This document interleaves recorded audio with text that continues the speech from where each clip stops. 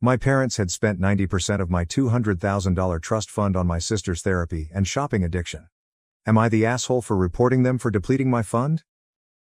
To provide context, my sister Corey has Down syndrome. She is 4 years older than me, and I've known for as long as I can remember that my sister was different in many ways. Even as a small child, I noted that Corey would react strongly to circumstances. If things didn't go her way, even in minor ways, she would scream and weep in a manner that most children did not. She seemed unable to cope with the irritation of things not meeting her expectations. Growing up, Corey had no pals. She had difficulty picking up on social cues and frequently came across as abrupt or even rude. While she wasn't trying to be impolite, her directness could be off-putting to other children who didn't comprehend her situation. As a result, many youngsters preferred to maintain their distance, leaving her feeling alienated. As a result, my parents made it a point to include me in her social life, frequently reminding me that I needed to bring her along when I went out with my friends. I realized they wanted her to feel included and have someone to interact with, so I didn't mind having my elder sister along. I figured it would be wonderful for her to have some company and maybe meet a few friends through my social circles. However, spending time with Corey in the company of my friends was not easy. Her social skills were weak, and she struggled to integrate into groups. She often acted out in unexpected ways. She would occasionally shove or beat other children, especially if they had something she wanted.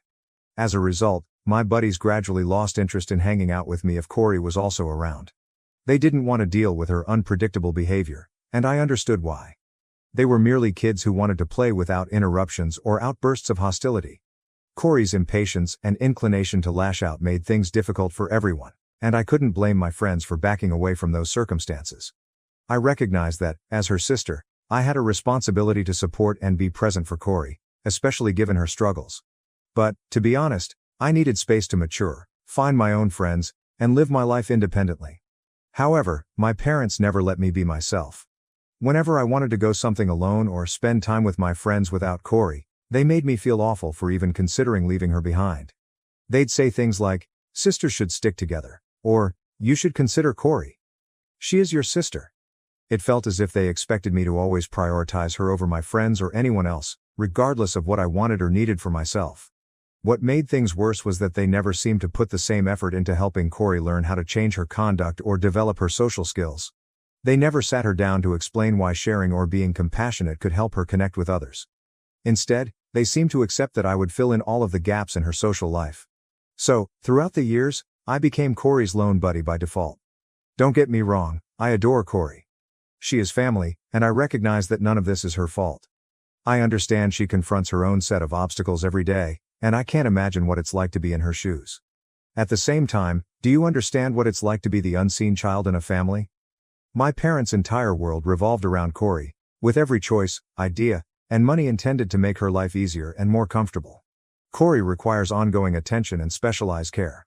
My parents have spent a lot of money on her numerous therapies over the years, including physiotherapy to help with her physical coordination, speech therapy to improve her communication, and occupational therapy to help her develop motor skills and independence. She also gets regular checkups, medical tests, and evaluations to track her progress and keep her health in control. The degree of care Corey requires is vast and time-consuming, and while I fully understood its necessity, it frequently felt like there was little room for me. One of Corey's specific issues is her lack of impulse control, which makes understanding boundaries difficult. For example, she is obsessed with the color pink. She enjoys anything pink. She is instantly drawn to anything in that color. She feels impelled to seize it, hold it, and not let go. It doesn't matter whether it's a pink pocketbook, a teddy bear, a piece of clothes, or someone else's prized possessions. Once it's in her hands, she clings to it, and if anyone attempts to take it away, she bursts into tears, sometimes having a full-fledged breakdown. This tendency has resulted in numerous awkward situations, particularly in public. My parents frequently have to bargain with individuals or buy these pink trinkets from complete strangers simply to get Corey to calm down. I've seen them pay for a variety of strange pink items, some of which are worthless to us but mean everything to Corey at the time. I understand why they do it, and I understand that it's more than a wish for her. It's practically a need over which she has no control. However, watching my parents devote so much time, money, and mental energy to soothing her urges and satisfying her demands has left me feeling forgotten. My parents' approach to raising Corey has had serious ramifications throughout the years. Their method of keeping her pleased has resulted in what I can only describe as Corey's shopping addiction. It began simple enough. Every weekend, my parents would purchase her something pink, a toy, a piece of jewelry, or another trinket, to keep her happy and as a bargaining chip for her cooperation throughout the week. They would tell Corey that she needed to be a good girl if she wanted them to give her whatever she desired, and she would readily comply. What began as a temporary arrangement quickly evolved into a cherished family ritual. These purchases are not inexpensive either. Many of the goods Corey desires are one-of-a-kind or custom-made, which frequently requires a significant investment. For a long time, I paid little attention to the cost of all these pink items. I just assumed my parents could cover it. I never questioned how they could afford to continue this habit week after week, year after year. Eventually, I discovered something I had never imagined. My parents had not been managing their expenses through regular budgeting or savings. They have been committing fraud to cover the rising prices. When I was born, my grandparents established a trust fund for me and Corey, with equal sums assigned to each of us. Corey, who has Down syndrome, was supposed to use the money for her therapies or whatever else she needed, but I was supposed to use mine for college or a down payment on a home. Only my parents had access to these funds, but my grandparents trusted them to handle them carefully. They also made sure Corey and I were aware of these trust funds from a young age so that we could rely on them for financial help. It was a thoughtful present from my grandparents, and I always felt secure knowing that the trust fund would be available when the time came. When Corey reached 18, she received a portion of the trust monies. Because she still lives with and relies on my parents, they have been in charge of managing her finances. They've utilized her trust fund over the years to assist pay for her treatments and therapies, which have become more demanding as she's gotten older. The money has helped with everything from her medical treatment to providing the materials she requires for daily life. Here is the corrected version, with logical punctuation added and timelines deleted, without altering the plot. I recognized that the money was intended to meet Corey's needs, and I never questioned how it was being spent. When I turned 18, I anticipated to get my half of the trust fund, as promised. I had made plans for it previously. I intended to use the money to pay for my college tuition, and then save the rest for any additional expenses I might incur as an adult. I had my future planned out, and I was counting on that fund to help me forge a steady route forward. But little did I know, my hopes would soon be dashed. My grandparents arranged a fantastic 18th birthday party for me last week. They had done the same for Corey when she turned 18, so I had been looking forward to my own party for quite some time. They invited everyone in their family. I felt truly joyful, surrounded by the people I cared about. It was one of those days that felt exactly right. Following the cake cutting, my grandparents made an announcement to the entire gathering.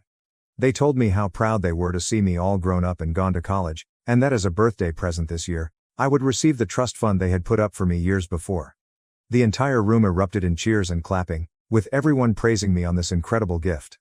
I felt a rush of exhilaration and thankfulness come over me as I hugged and thanked my grandparents for everything. But in the midst of all the enthusiasm, I saw that my parents were the only ones who did not appear joyful. While everyone else smiled and congratulated me, my parents seemed unconcerned.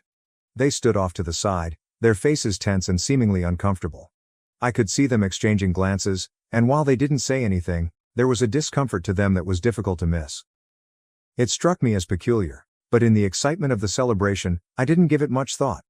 I wanted to enjoy the rest of the festivities, so I put it out of my mind. Later that evening, when we got home from the party, I couldn't shake the feeling that something was still wrong. My parents appeared uptight and didn't speak much with me. Typically, they were concerned about Corey's health, mood, or anything she needed. But that night, Corey appeared completely satisfied, even playing with one of her new gifts. Sensing something else was going on, I finally asked my folks if there was anything wrong. That's when my father gave me a serious look and informed me that he and my mother needed to talk to me alone. The tone of his voice immediately sent shivers down my spine. I could see it was serious. We sat together in the living room, and they exchanged troubled looks before my father began to talk. Here is the corrected version, with logical punctuation added and timelines deleted, without altering the plot. He explained, almost tentatively, that they wouldn't be able to give me my trust fund as my grandparents had planned. I didn't understand it right away, so I asked him to explain it more thoroughly. That's when my father proceeded, his voice filled with a mix of regret and resignation, admitting that they had spent all of Corey's trust fund on her over the years. When there was nothing left, they began spending money from my trust fund, which they had access to. With a big sigh, he revealed that 90% of my trust fund was already gone, leaving little for me. I was taken aback as I considered what he had just stated. The money set aside for my future, for my education, was gone. He went on to say that the majority of money had been spent on my sister's shopping habit and the various treatments she required. As his words sank in, a numbness crept over me. My thoughts raced, attempting to figure out how this happened without my knowledge. They had used my trust fund without my knowledge to cover Corey's costs and habits. I questioned why they would do something like this to me. My parents began to justify themselves, their words laced with defensiveness. They explained that caring for Corey had been financially exhausting, but they had no alternative but to do it for her. Her needs have always come first. My father discussed the never-ending expenses, the therapies, treatments, and, of course, the innumerable gifts she required every week to stay calm. I contended that they could have ceased buying her all of those items when they learned they were financially taxing. However, they highlighted that for Corey, these goods were more than just luxuries. They were things that helped her manage and made her environment a bit simpler to traverse. And they claimed it had been worth every penny. They insisted they couldn't simply refuse her. At that point, I felt a rush of rage fill up inside me. I asked how they could justify spending practically everything I had saved for my future without even speaking with me. Didn't I matter to you? I asked. My father tried to calm me down, stating that I needed to comprehend what they had been through. He discussed the stress they'd felt, the sacrifices they'd had to make as Corey's caregivers, and how difficult it was to satisfy her requirements week after week. My mother nodded, explaining that Corey's illness necessitated continual care and that sometimes spending money in ways that did not seem fair to me was important to meet her demands. Both of them felt that because I didn't have any of Corey's ailments, I had an advantage over her and shouldn't be so greedy with the money.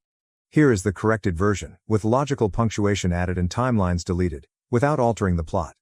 I felt a tear of frustration run down my cheek as I assured them that I wasn't doubting Corey's needs or their decision to prioritize her care. I loved her as well, but this was about their lack of honesty, how they'd gone behind my back and used what was meant to be my future without ever believing I deserved to know. I informed them that this trust money had been my only source of security, the one thing I felt I could rely on to start my life on my own, and it was now almost completely gone. Instead of addressing how upset and deceived I felt, they began to gaslight me by turning the subject back on me. They expressed disappointment that I was unable to be more empathetic. As Corey's sister, I should acknowledge that occasionally sacrifices were required, and that after all, we were all in this together.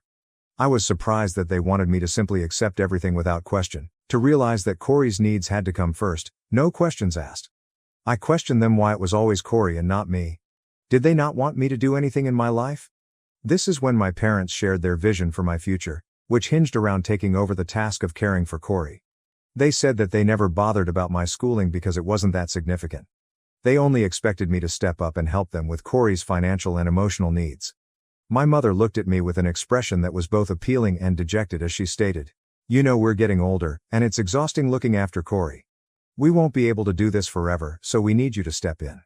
She went on to say that they didn't mind if I went to a local college rather than the college of my choice.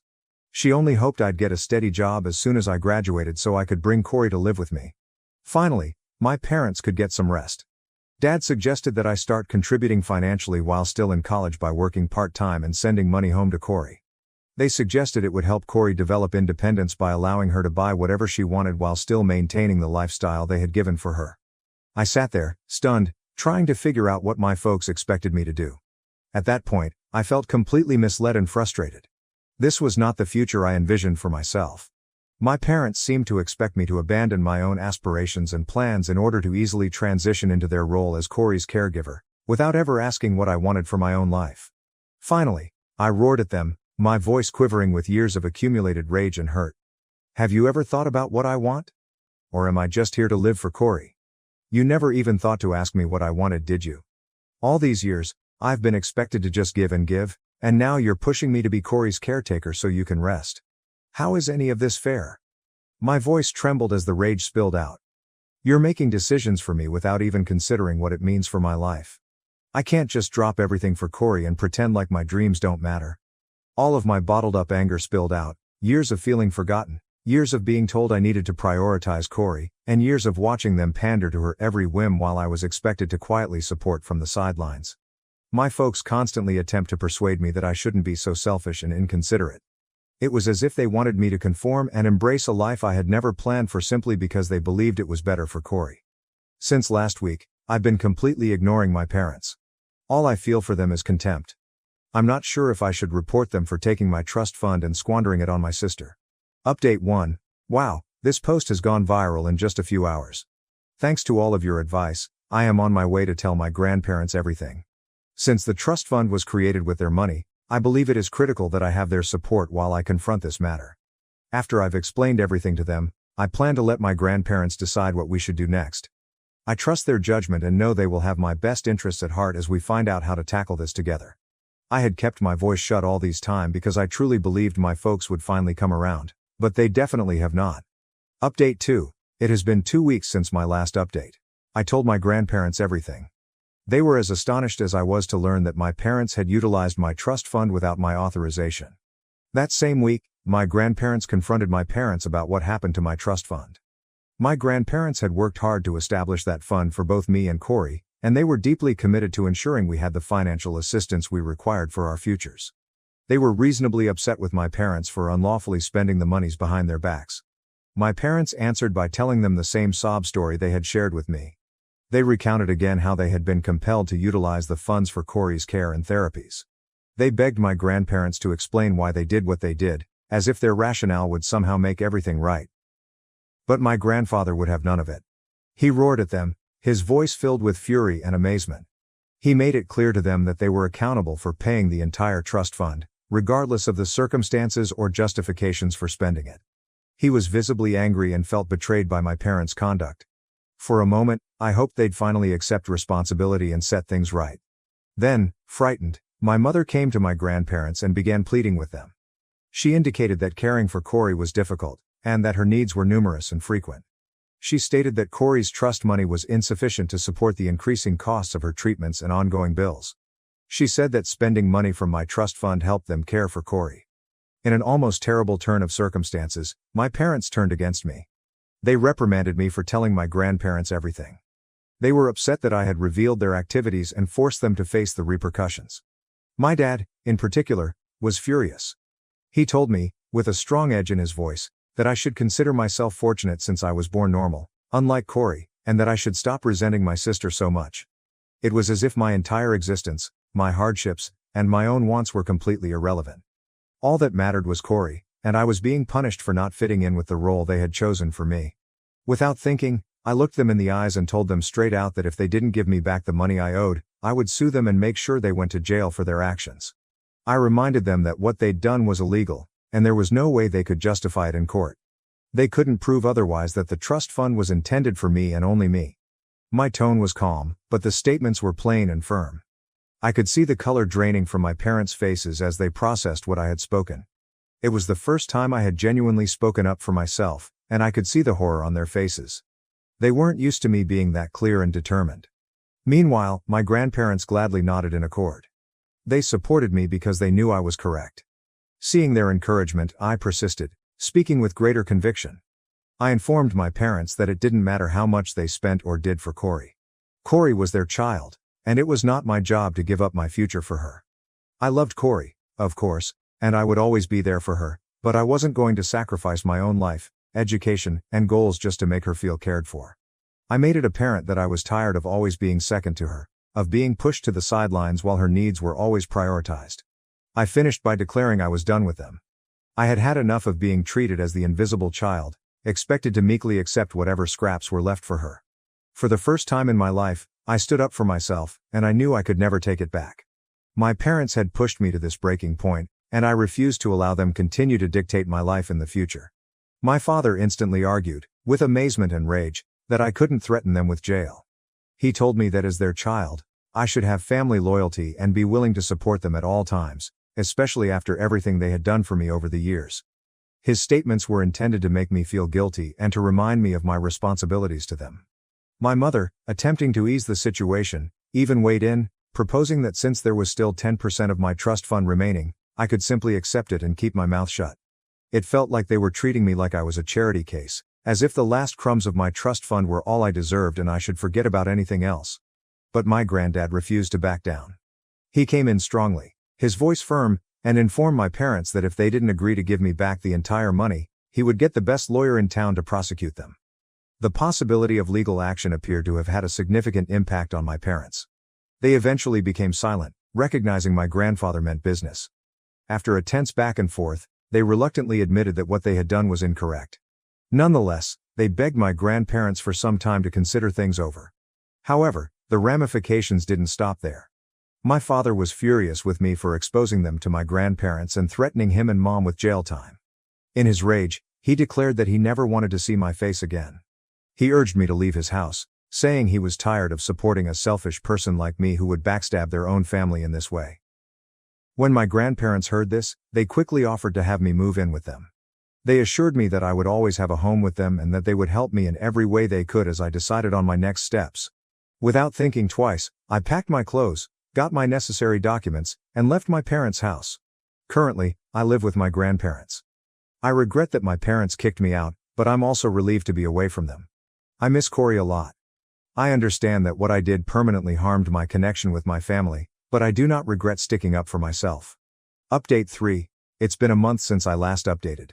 After a lot of pressure and legal threats from my grandfather, my parents finally signed an agreement drafted by his lawyer. The terms were easy. Because they could not repay the entire cash they had taken from me in one lump sum, they would make installments over the next 18 months. This would give them time to pay off the loan gradually, without putting a hardship on their finances all at once.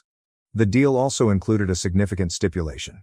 If they failed to make any payment by the agreed-upon date or did not follow through at all, both my grandparents and I had the right to initiate immediate legal action. This provision was a precaution, ensuring that they couldn't avoid repaying me. My folks are still unhappy with me.